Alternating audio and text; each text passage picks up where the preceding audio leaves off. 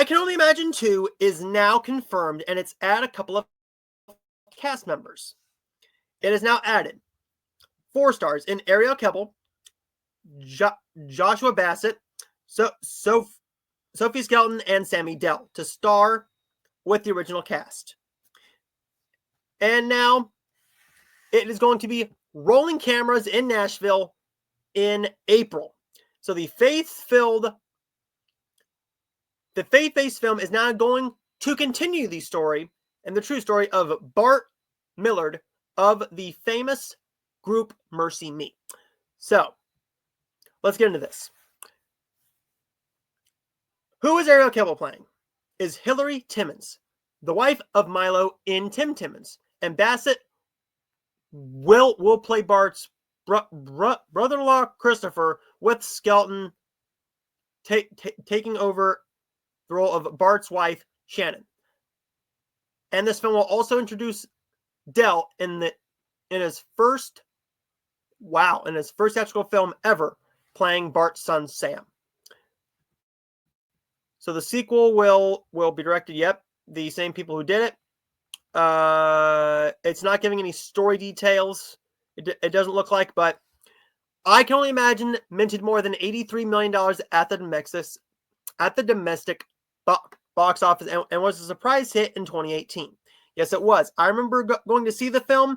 I don't think it's all that good. I'm going to be completely honest with you. I don't think the movie looks all that good. I went to see it. It was fine. I mean, it was a fine movie. It wasn't great. But, for my family, I Can Only Imagine it was pretty much a given that they were going to enjoy it. One, because you hear the song over and over again. And Lord knows I heard that song enough as a kid. So, with this one, I Can Only Imagine made $85 million on a $7 million budget. That's why they're doing a sequel to this.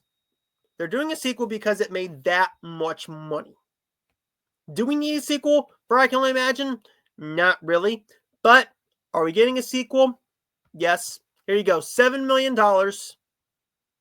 Opened at 1,600 theaters and maxed out at 2,800 theaters because it played so well. One, because of the song. And I Can Only Imagine grossed $85 million and $28 million in home video markets. And that's not including the digital rentals and purchases. That doesn't include any of that. What it does include is only the Blu-ray and DVDs. Are people going to go and see this? Will people go and see this? Well, I'm going to take a look at something very, very quickly.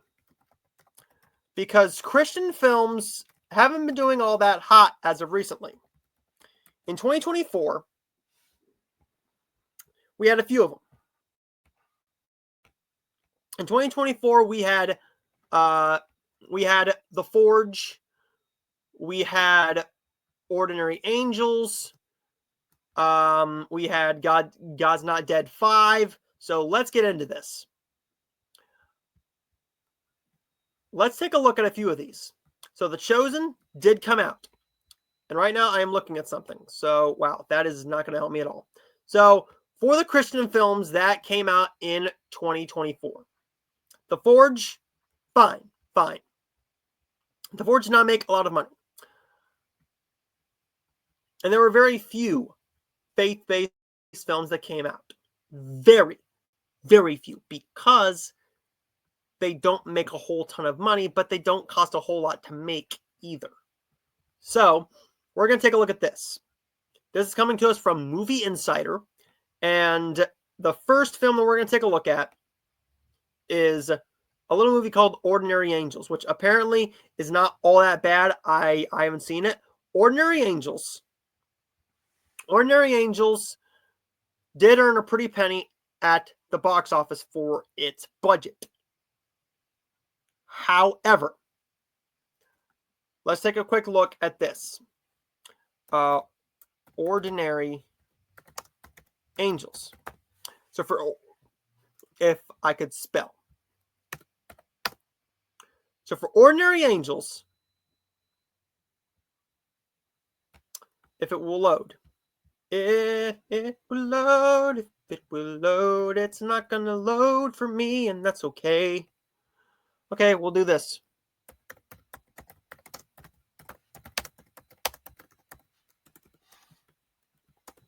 We're gonna go here and take a look at the box office. $20 million on a what was the budget of this film? On a budget of 12 to 13 million. So it made its budget back, but it didn't make any money. It didn't make any money. The Forge. The Forge